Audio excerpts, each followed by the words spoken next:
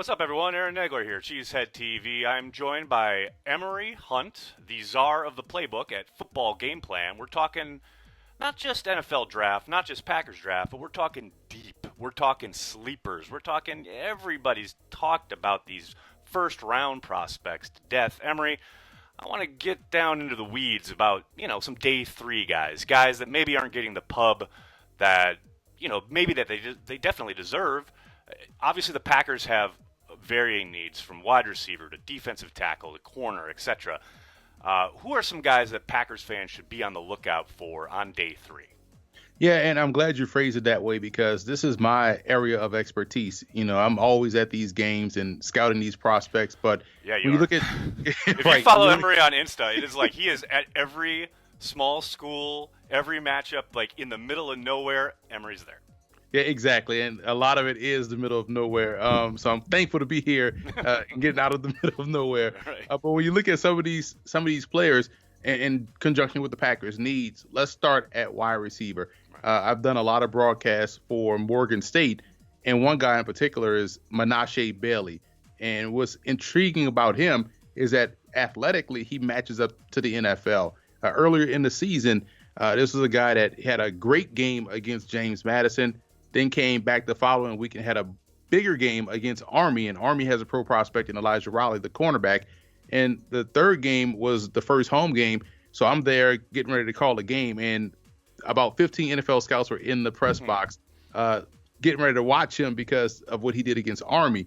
Came into Morgan State as the linebacker. Only played 1 year of high school football. Came in as a linebacker. 6'1", 195. He's rocked up, chiseled up.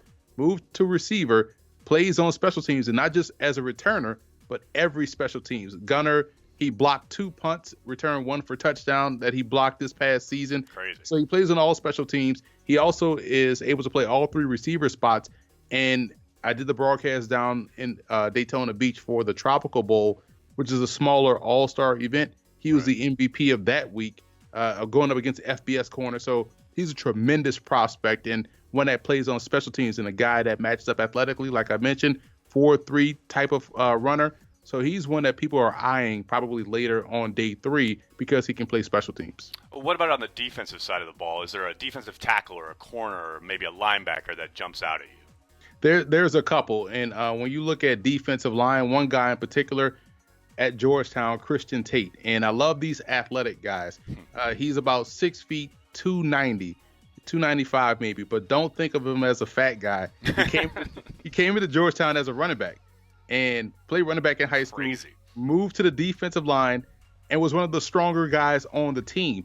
And he's able to be moved across the defensive front. He's able to stand up and rush. He blocked, I want to say, 5 field goals at Georgetown. So he plays on special teams and does a great job in pressuring a quarterback. At linebacker, I love the athleticism and length of Chris Livings out of McNeese State. He can rush the passer, played predominantly with his hand in the ground at McNeese State, but this past January at the College Gridiron Showcase, he played exclusively off the ball and showed the ability to drop back in coverage, but he can really rush the passer. If you go back and watch his game against Oklahoma State, he had a really good game against the Cowboys. And in the secondary, going to my alma mater at University of Louisiana, Michael Jaquette was a tremendous receiver for the first 2 years during his career.